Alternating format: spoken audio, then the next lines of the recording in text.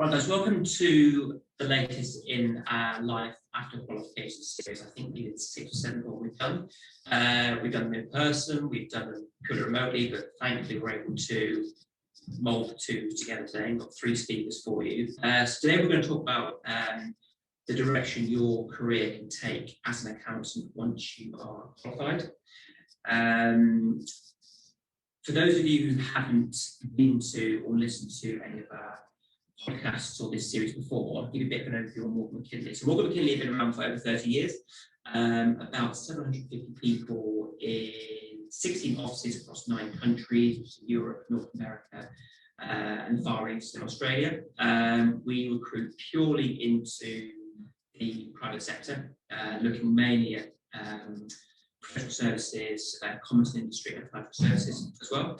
So we work with, as you can see, 3,000 clients, over 3,000 clients from global corporations to SMEs across a range of sectors, and have, as you can see there, 3,000 contracted staff on site globally. We are genuinely an industry leader in client and candidate management, but also across a range of sectors globally as well. And a constant innovator in talent sourcing as well. A bit about me, my name is Tom Wood and I manage the public practice team at Morgan McKinley in London. So we recruit mainly qualified staff into practices, audit, accounts and tax roles. And I've also got my colleague here, Tasman, who I'll introduce herself as well. So I work on the commerce and industry side, so I'm one of the principal consultants here, and we cover quite literally all areas across commerce and industry. So right away from junior accountants all the way up to financial controller.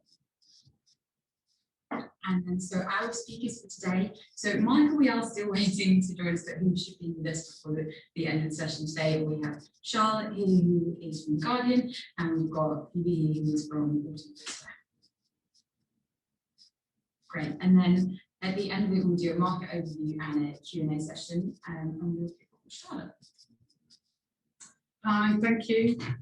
So I'm Charlotte Ellis. I'm Director of Finance and Tax at Guardian News and Media Group, publisher of The Guardian, which I'm sure you've all heard of. I'm here today to talk about my career journey and what I've learned. A lot of people talk about the career ladder not really being a thing anymore. Some people might even go and describe their career as a jungle gym that I've heard people talk about. I reflected a little bit, and my career I thought was best described maybe as a roller coaster. There's been some ups and downs. I've gone around a few loops a few times, but a lot of it has been, some bits have been scary, some bits have been exhilarating. But mostly it's been a lot of fun. So just to give you an idea of kind of how my career has gone, back to the slide. When I started, when I qualified, I decided to stay in practice. I did look at a couple of roles at that time just to see what was out there, but decided to stay in practice. I trained with Arthur Anderson and I was having a good time doing lots of M&A work with them. One of my clients, which you guys probably won't have heard of, was called Enron, which was a oil and gas trader, a very successful oil and gas trader. But interestingly, they had very high targets and they started to be pushed quite hard at each quarter end to deliver results. And they started putting pressure on me. I was working in the tax practice and some of the individuals would kind of call me last thing on a Friday and ask for sort of tax advice at very short notice. And I decided that I'd quite like to move out of practice and not have to deal with difficult clients anymore. And so I got a job with Kingfisher PLC, who are DIY retail group. Little did I know that 6 months after joining, not only would Enron go bust, but they took Arthur Anderson down with them. And I think the key learning for me at that point is it wasn't just me. It was something about that organisation. And I read a book later about that organisation, and reading about the leadership at the top and the way they behaved and the way they operated was how I saw that happening down in the London office. And it was quite interesting to me to see how the culture can pervade through all aspects of an organisation. and to actually see that lived out in practice. Life was very different at Kingfisher. It was a FTSE 100 company, it was a blue chip corporate, and I learned an awful lot. Again, I did lots of M&A work. So we did a couple of demergers, we did some sales and took what was a conglomerate and produced a sort of DIY specialist group at the end of it. At the end of all that, I had my first child and I was hoping to kind of return to a part-time role, but I was offered the head of tax role, which was brilliant. So I was like, yeah, I'm definitely up to be head of tax for FTSE 100. And I did that on a part-time basis. It was a big, steep learning curve, but great experience. After my second daughter was born, I decided that, you know, the freneticness of keeping that and juggling that was kind of proving a bit more difficult. So I moved into a part-time role, still within the organisation, which was great. Eventually I was made redundant, and word of warning to everybody who, you know, if redundancy does happen at some point along your career, I thought it was the worst thing ever at the time. In hindsight, it was probably fantastic for me. It gave me an opportunity to look, you know, outside, thinking that I was in a kind of very comfortable position, gave me the opportunity to look further afield. And I moved at that point to another part-time role, 2.5 days a week, walking distance from my house.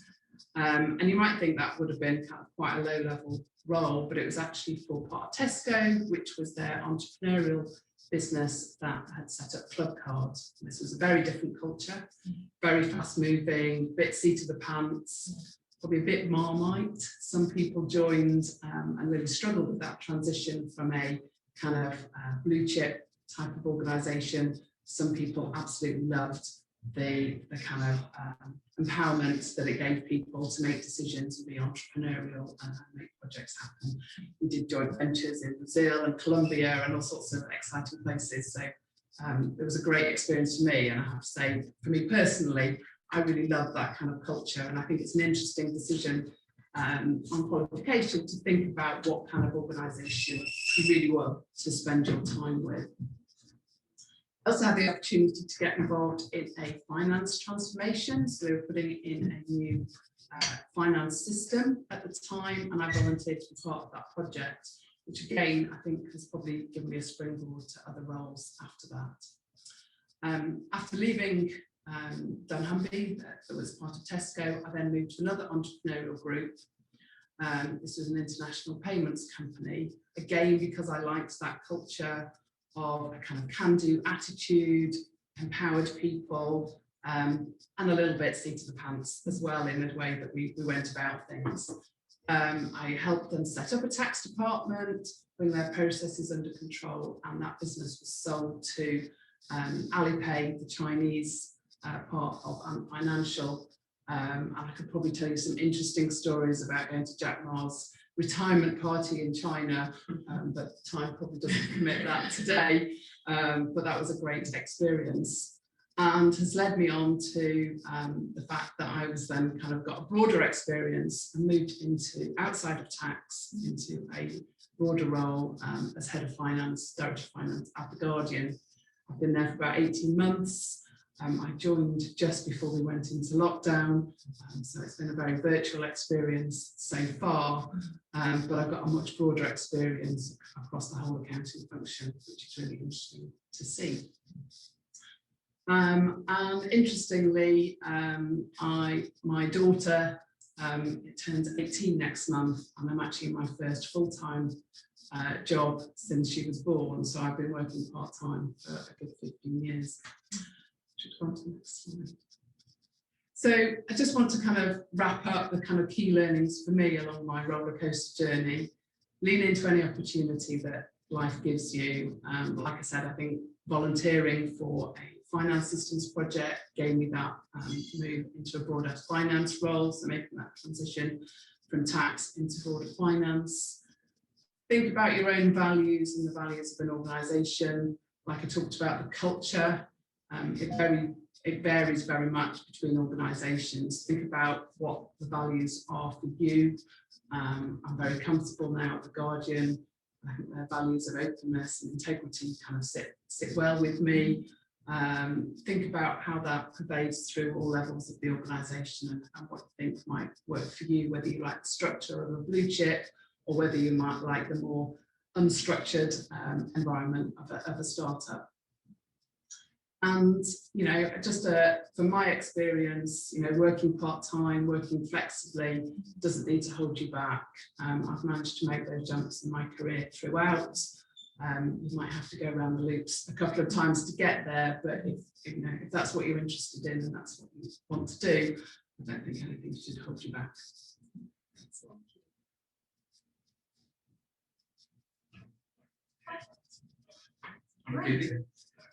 So hi, my name is Puvi. My current role is a manager of analysis and reporting at AutoVista, which is a company that provides valuation, specification, and other automotive data to businesses in the industry. And my role is where I can create dashboards, reports, take the data, actually turn it into insights that senior management can actually use to make decisions in the 20 countries. But before that, I qualified 3 years ago now, and which is why hopefully I can give you slightly more recent thoughts on what I went through in deciding to leave audit in the first place, and also what I wanted to do with my kind of accounting career in the longer term.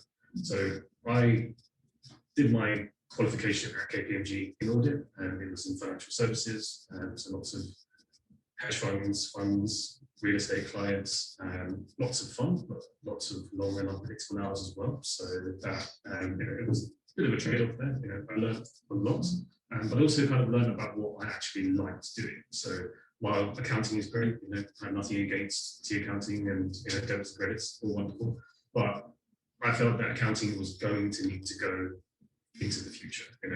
We invented spreadsheets from paper, and we're using Excel to create success, but there's modern technology that isn't being used around industry and audit particularly. So when I was in audit, I was able to kind of experience the potential for that technology.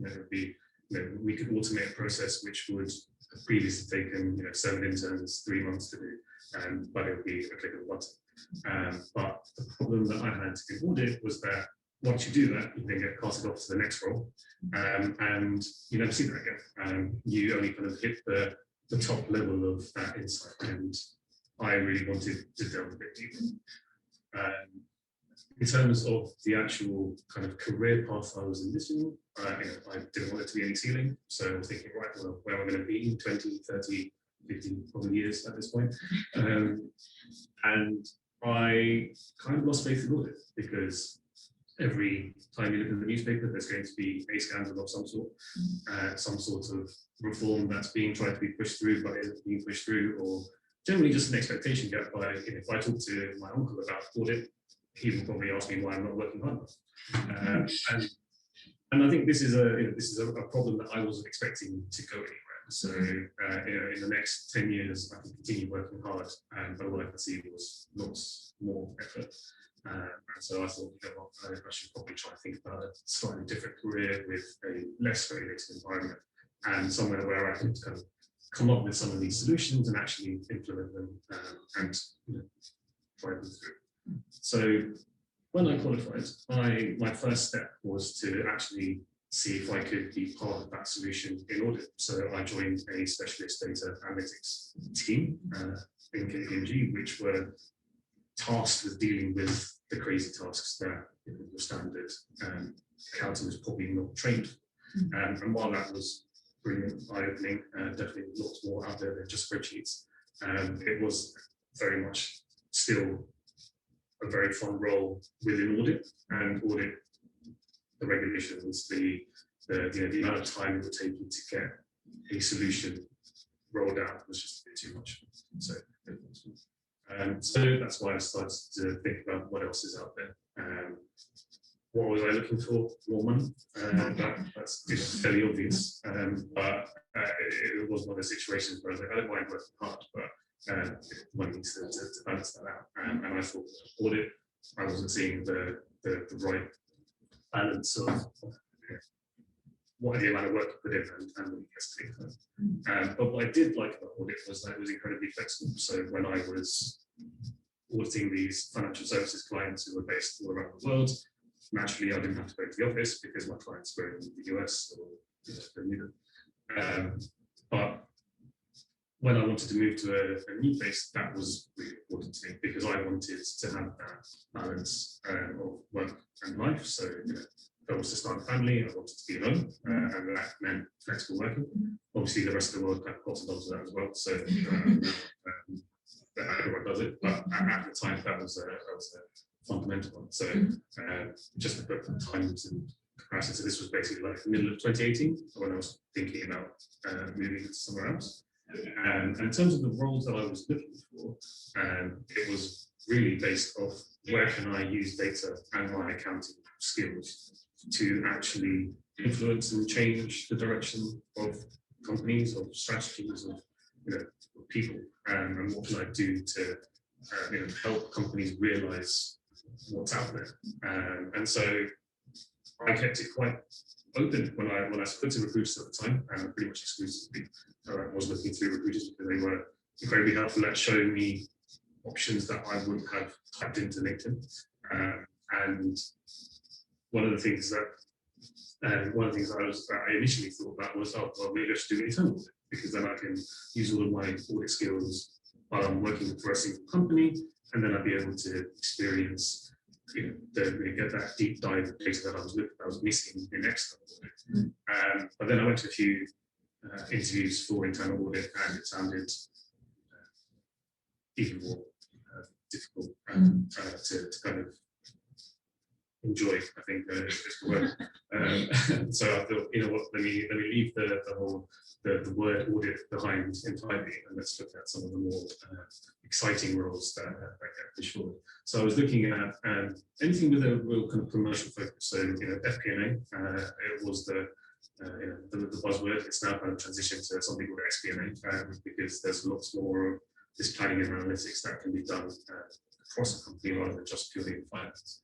But I looked for those roles where I'd be able to learn about a company and then be able to use the skills that I'd already developed to actually push them forward. But when I was looking, I wasn't looking for blue chip company or small family-owned business or anything like that. I just tried to keep it quite open, but I was looking primarily for whether the employer was dynamic, if they were open to change, if they could see what I was saying when there was a better way of doing things. And along that line, I wanted to do more of the technical side of things, but then not forget my accounting. Those 3 years of doing that degree were hard, and I didn't want to leave that completely. But that was what I was thinking. And so from the middle of 2018 onwards, there were lots of interviews, lots of different roles. Sometimes I'd go to interviews and you just realize just by talking to your interviewer that they had a very specific view of the role that they were looking for, which didn't really match with what I wanted. I had one lovely interviewer actually tell me that this role was too small for me, which was a lovely thing to hear.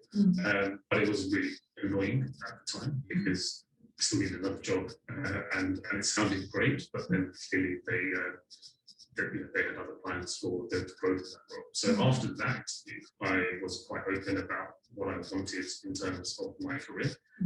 So while I could have been a programmer and decided to just stay as like an analyst forever, I actually wanted to get into a role that had that scope for growth and also that ability for me to pass on the knowledge to other people. So when I was interviewing for the final 3 that weirdly had offers from in the same week, even though I kind of started the process at various times since the middle of 2018. It was very much about me thinking about more than just this next step out of practice. So it was originally I was thinking, oh, money's everything, but after you start interviewing, you realise actually there's a lot more out there than just that. the culture as well really kind of shone through in a lot of these interviews. And some of the interview stages were really quite extensive. So I think I went through 6 interviews at one place. And that is very much because people don't make these decisions lightly. They want to know that they're hiring. They want to know if they're going to fit the team, and not stage a coup, as I guess some lines do, but scared of. But in terms of the ones that I came back to, they all kind of met the initial criteria that I had. They all sounded like they'd be a great place for me to develop my career. But ultimately, I ended up going for this role at Ellis primarily because of my boss and his boss in that interview stage, because they were really able to kind of convey their ideas for the company and for this role with the wider team. And when I went to their offices, I just loved being there. I went to an interview and actually came out having had fun. I had an Excel test where the actual test was given to me on a computer, which was set up in a different language, and I thought that was part of the test as well. But all of this stuff, when I was talking through it with my manager, it was fun. It was actually interesting. I thought, well, if I have a boss who can make an interview fun, it'd be great with. And that was one of the main reasons why I wanted to go to this role, because I wanted somewhere which would help me grow, and in a place that itself wanted to grow. So, Thank you. Amazing, great. Hi everyone, I'm Michael. I've been a chartered accountant for just over 15 years. I've always worked in professional services, so I've never left working for an accounting firm. I'm originally from Australia, in Melbourne. I started working for KPMG there, and I got qualified, did my equivalent with the ACA or ACCA here. And then I was managed to move to what I think should, in perhaps the best thing I've got out of my career is the ability to travel and live and work overseas. So I left Melbourne, I moved to New York, was there for 4 years, then I moved to Hong Kong, was there for just over 4 years, then I went to Singapore, then I went to Beijing, then I went to Shanghai, and now I've been in London nearly 2 years. Beauty with doing auditing, being a chartered accountant, working in professional services is it's a universal skill, and it's something that which I've demonstrated I've been able to live and work in many wonderful places. Chartered accounting, working in the profession, it's not for everyone. I think you need to, when you're deciding which firm or role to take, the people that are inclined towards a tax role versus an audit role versus an advisory or consulting have very different skill sets. And sort of if you're looking at a role in terms of the balanced scorecard, what matters to you and how you'll be working and what you'll be doing, whether you work independently or with large teams, you need to be honest and with yourself about what your skills really are and what you're looking to do. Across all the large accounting firms, top 20 in the UK, I think you can break them up between the big four. Then there's the challenger big four firms, such as like BDO and Grant Thornton, RSM and probably PCAF, and then you've got the slightly smaller firms that are still round out the top 20. All those firms, they get to the same result in the work that they do. It's how they get there that is different. So that's where culture, hours, types of clients really comes into it. Even as Puvi was saying, the way they interview and how they'll put you through your paces in very different ways, from a very standard traditional interview to something that's totally out of left field. I think naturally, though, trust in yourself, be honest with yourself, and you will gravitate towards what is the right fit. Don't be discouraged. The interview process, I would cringe to have to go through it now. It's far more difficult, so it's not easy. But if you're sitting now as newly qualified, you've already done all the hard work, because passing those exams, to me, that was the most stressful time of my life, juggling work and getting getting through all that.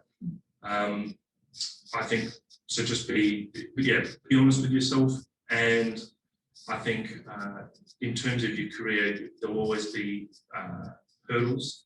No matter how you think or want your career to pan out, trust me, it never will pan out that way, and that's a good thing. And it's the times that you do face challenges, or you do miss out on going for a role, or if you can't transfer to a different team, or you are made redundant. That's what, when you do get your next role, that's what makes you appreciate it and enjoy it and get the most out of it even more. So.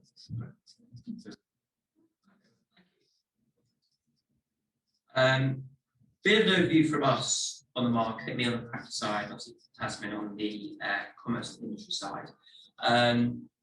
It's obviously quite a brief and just basic overview, but I think if you see there, job vacancies now are at least back to pre-pandemic levels, if not more. I think a lot of firms chose not to hire during the pandemic, or at least reduce the amount of people they look to hire because of the uncertainty. But I think now I've realised that they're as busy as they've ever been. So the need, particularly for newly qualified auditors and accountants, and those in tax as well, is actually, I'd say, more so than it was before the pandemic. On balance, salaries for newly qualified accountants are continuing to increase year on year. I would say benefits are improving. In terms of holiday allowances, I see a lot of firms now bringing in bonus schemes for newly qualified accountants, when it used to be usually management and above who would get into a bonus scheme. The vast majority of large and mid-tier firms adopted long-term hybrid working policy. I think they've seen that by and large it has worked over the last 18 months. I know, as an example, P&G, I believe, are doing what they call a 4-day fortnight. 4 days one week and work around the next. Clearly there are times where you have to come to the office, but yeah, as I said, most firms are adopting a long-term hybrid working policy as well. And I've worked in practice recruitment for 9 years, and I have to say that the progression on offer is very clear, very defined, very structured, and in some cases sort of quick as well. Obviously, I think you have to work for the right firm and have the right support. But I have seen instances of people who've qualified and within maybe less than 10 years become a partner as well. So I think, in my opinion, that's certainly the benefit of working in practice. And I suppose my 2 pence in terms of the tip when you qualify is don't rush into anything straight away. I think, as Michael alluded to just now, I think one of the most stressful things you can do is work in audit or work as a trainee accountant and have to do your exams. So I would say enjoy being newly qualified, enjoy the higher salary, and enjoy the fact that your exams are for now over, and then decide what you want to do after that. Perfect. And to kind of echo an awful lot of what you've been saying, in the commerce industry world, there is a lot of choice in the market at the moment. There are lots of different roles available. So to be a candidate now is great. However, the demand for talent is competitive. So I think I saw in the news the other day that salaries were increased as much as 6%, which is insane. But it is competitive out there with clients. So one of the other things that has said to me, the main deciding factor is the flexibility. We've been working from home for the last year. So the expectation, I think, from candidates is that you should be able to trust with the flexibility to work from home. So actually, there are clients out there who are asking people to be back in 5 days a week. This then becomes a very big deciding factor for a candidate choosing a job offer over salary, which is really interesting. With that being said, budgets are incredibly tight at the moment. So clients seem incredibly rigid around the expectations of candidates coming in and kind of the experience that they have. So industries seem to be sticking to industry experience. So it is tough out there, kind of from both sides of things. There are lots of opportunities, so we're in a really good place at the moment. Yeah, we've had a few questions come through whilst we've been on as well, and I'll start with Charlotte. One question came in that you've obviously worked for a listed company and a lot of privately owned businesses. Was there any key differences, and which one did you prefer? Personally, I prefer the privately owned. Okay. It's been my experience. I think I've alluded to it. I quite liked kind of entrepreneurial nature. There is less structure around it, and I kind of quite enjoy that.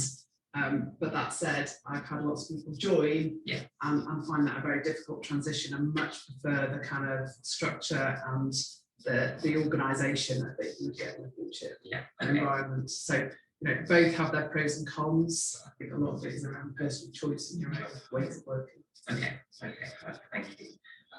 Michael, got a sort of a standard question here. What made you stay in practice? I would say it's the variety of the work. When I've been in audit, but it's not just, I haven't just done audit, I've got involved in corporate finance pieces and lots of capital markets work. Also, over the span of, as you just touched on, someone went from newly qualified to partner in 10 years. Unlike some industry or commercial roles, this year after year, your role will change, and what you do and what you get involved in with the firm changes significantly. So it almost is like you have a totally new job every couple of years. And also working in the profession it's a client service business, so I love dealing with people, both my teams internally and my clients. Whereas I have friends that they just love just sitting down and working independently by themselves at home on a computer, and that to me, that's the last thing I want to do. So it's horses for courses, whatever you like. Of course. Thank you. Question I have for Puvi as well. I think you are the one who has qualified most recently as well. So I think this is more based on your job search. Obviously, saw it from your presentation, you had 3 offers. But did you find it competitive, and how did you stand out, do you think, compared to possibly others at your level? So it was very competitive. From the sounds of it. I think those 3 offers were happened together because once I had one, I wanted to speak to the other, saying that I got this offer, so I went to politely back out. And they were very keen to push forward the process, and they could at least give me an offer themselves to then have it. And for me, I think that the reason why I stood out in comparison to the other people that were applying was just that addition of the kind of the technical skills, aside from just the pure accounting. So it is obviously that is where I think the market world is moving. So I feel like I was slightly ahead of the curve when both these roles, because these companies were, they had in their plans that they didn't have the expertise yet to actually deliver, and they could see that maybe I might be interested to learn myself. And so that enthusiasm is probably what helps push me ahead of the others that were applying. Because obviously it's understood we also don't know who up against into this lot, but I think a lot of people have been asking about, that it is so competitive when you do qualify. How do I stand out as well? I've obviously had that, I suppose, that additional background and KPMG within, I suppose, the day's team, which definitely helped as well.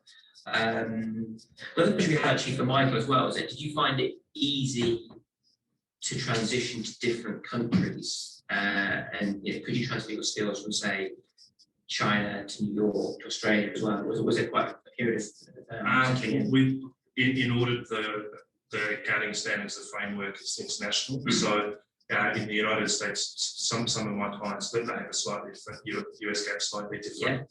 But most of the work I was doing was all international, so that was easy. The most stressful part always was every new country or city I live in is finding an apartment, to be honest. That's about it. But no, that's fine. Thank you. Any other questions on your side at all?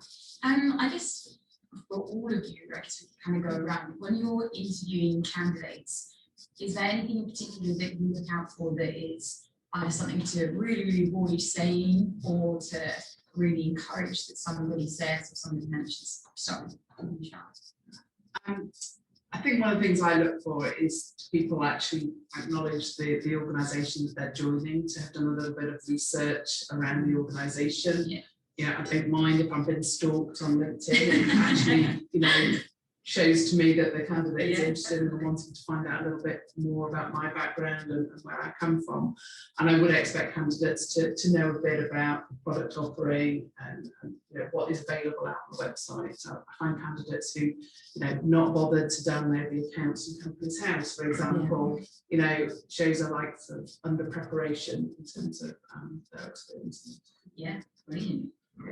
I'd agree 100% with what Charlotte said. The interviews I conducted at Crow, the amount of candidates I see that they clearly have not done any research whatsoever, and it's very frustrating, and it's a very competitive market. So you're not helping yourself. Secondly, is you need to sell yourself. It is very competitive out there. 6 interviews at the one company, you know, you need to stand out. So, but have your have that well polished and ready to go. Yeah, for me, obviously, the research is one of those. You'd think it'd be obvious to say, but definitely reiterate it to do just Google figure it out.